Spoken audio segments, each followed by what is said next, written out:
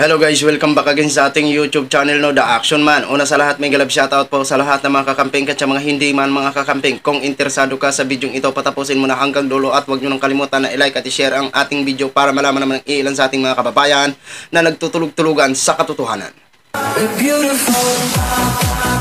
So muli naman nagbabalik ang nag-iisa nyong host na si The Action Man para magbigay ng komentaryo at reaction sa mga mainit ng issue ng bayan. So ito ho mga ka-action, mga kakamping, no, sa araw ng Martes ho, no, ika-26 ng December, no, mga ka-action. Ito po may gusto lang ho ako na i-share sa inyo mga ka-action, no, at sorry kung wala ho tayong update kahapon. Alam nyo naman, may party-party kaya medyo may hangover, no. Ito ho mga ka-action, may gusto lang ho ako na i-share sa inyo about po ito sa nginalngal naman ni Roque na ito daw si PBBM kaya tahimik sa confidential fund dahil may blank. Siya na po ang bahala magyaw-yaw ha. At ito daw si BBM ay makipagtulungan na sa ICC. Kung totoo man ang ganitong mga faratang o mga haka-haka ni Roquita, abay, itong sinasabi natin. Dito na lang muna sila mamasko at mag New Year. Pero sa January, hindi natin alam kung doon na ho sila ibabiyahe. So ito ha mga ka-action, ang mga mainit na revelasyon ni Roque ho mga ka-action, para hindi ho tayo magtagal. Panoorin na po natin ang nasabing mga revelasyon ni Roquita. Na nagkakaroon ng personalan si House Speaker at saka si VP Sara do mga panahon nito dahil doon sa tambaluslos at saka doon sa confidential funds. Pero ang tingin ko, kaya nanahimik na si PBBM sa confidential fund at hindi na dinipensahan ang sariling budget proposal niya. Kasi yung confidential fund naman ni VP nasa budget proposal ng Malacanang. Wala namang hiwalay na budget proposal ng Office of the Vice President. No? Ay dahil nakarating nga kay PBBM daw yung pag-uusap ni FPRRD sa mga militar. Talagang makikipag-usap ang presidente sa militar dahil mahal niya ang militar. Pero hindi po dahil sa DSTAP. Dahil ang sinasabi naman palagi ni Presidente, siya ay abogado. Siya ay susunod sa batas. Diyan daw nabago. At diyan nagdesisyon daw ang PBBM mismo na makipagtulungan sa ICC at pag-aralan ang pagbalik sa ICC. Hindi po pala si House Speaker ito. Bakit ba nagbago ang ihip ng hangin ukol sa ICC? Buwan po ng Agosto yon.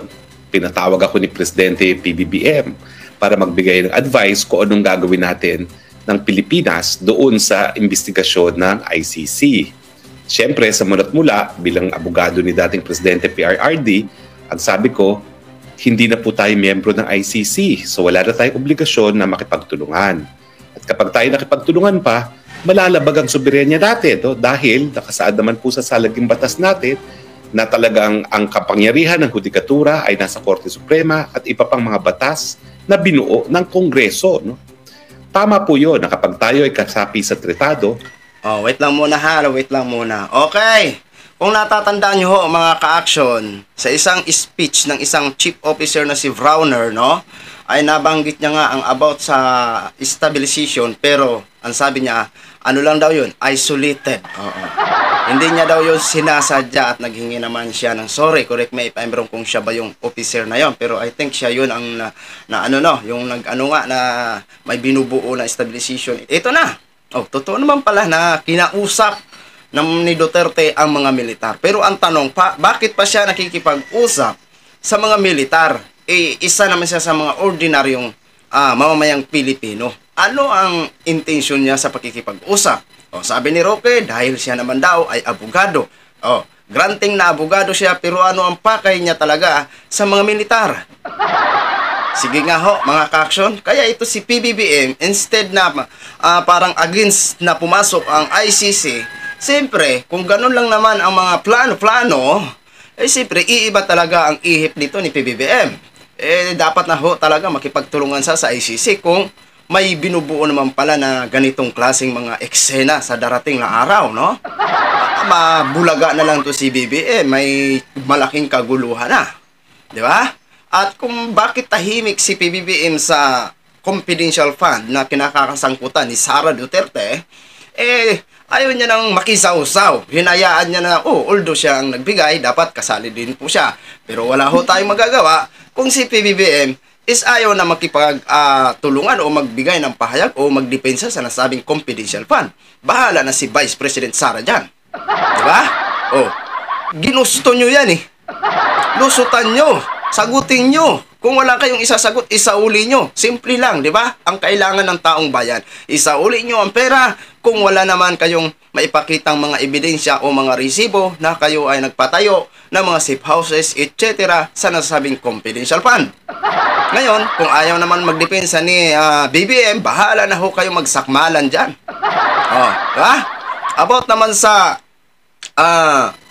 sinabi ni Roque na soberanya, Roque, mismo na ang Supreme Court ang nagsabi na may jurisdiction pa rin ang ICC dito. Abogado ka at binanggit mo na rin na decision pa rin ng Supreme Court.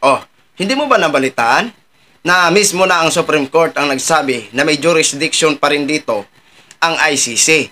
Ang bukod tanging wala lang ho sila reinforcement na kung saan dadampot sa mga personalidad kung sakaling positive ang magiging investigasyon. Ngayon, kung totoo yung haka-haka mo na makipagtulungan na si BBM, bahala kayo, sakmala na dis. Diba? So ituloy ho natin mga ka-aksyon. Ang tratado ay dapat igalang at susundin. Pero nakasulat din sa tratado ng Rome Statute na bumuo ng ICC na po pwede naman pong bumitiw. Ang only requirement is yung effectivity ng pagbibitiw ay 1 year from the date of deposit of the instrument of withdrawal. So tayo po ay nagbitiw ng 2018. So naging epektibo po yan ng 2019. Matapos nating explain ito kay Presidente, lahat naman po ng mga nag-attend ng meeting sang-ayon sa sinabi ko. Sino pong nandun? Justice Secretary Boying Remulla, Soljen Maynard Guevara, Presidential Legal Counsel JPE. Lahat po sila. Si dating Executive Secretary Vic Rodriguez, si Special Assistant to the President Antonio Dabeo. Lahat po sila sang-ayon na talagang wala ng kooperasyon na ibibigay sa ICC. So yun po ang nangyari sa Agosto.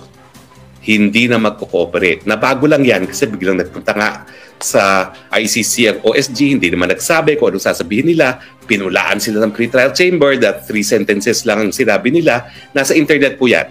Hindi po ako nagbobola. Hindi po kami kinonsulta sa paggawa ng kanilang pleading sa pre-trial. Bagamat, siguro mga 2 taon na kami nagpupulong. Kasi 2 taon na yan yung nagsimula yung preliminary examination na hindi pa involved ang hukuman ko, prosecutor lahat. So, palagi naman kami nag-interagency meeting. Lahat ng sinasubmit, pinapakita sa amin. Pero nabago po, hindi ko alam kung bakit talaga. Wala naman po ako sama ng loob, wala akong galit kay OSG Maynard. Nabago lang talaga. Siya'y dumiretso, hindi na nagkonsulta at yun nga po, kung hindi pa nasa internet yung kopya ng final ng pleading ng OSG, hindi ko malalaman na 3 sentences lang ang sinabi ng OSG dun sa lack of jurisdiction.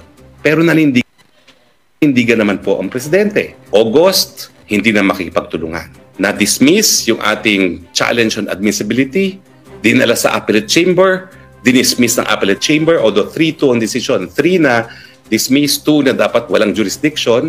So split court po yan, no? Pero inulit na naman ni Presidente, hindi na kami magtutulungan. Ang sabi nga niya, that puts an end to all our engagements with the ICC. Sabi pa nga niya, of all form and shape. So wala na. At ang linya pa rin ni Secretary Remulla, kapag sila'y pumasok dito sa Pilipinas para mag-imbestiga, pa-aresto ko sila. Now, bakit ba importante ito kooperasyon? Kasi walang pulis, walang process server, at walang sheriff ang ICC. So yung mga supina para sa mga witnesses, supina para sa dokumento, at pinaka-importante, warrant of arrest na i-issue ng hukuman, dapat yung miyembrong gobyerno ang magsuserve sa pamamagitan ng competent authorized agency na sa Pilipinas ay DOJ. So ang communication ng hukuman, papadala sa DFA, pero DFA padadala sa competent authority na DOJ. So matapos po mabasura yung apilan natin itong taong 2023, pareho pa rin ang sinabi ng Presidente.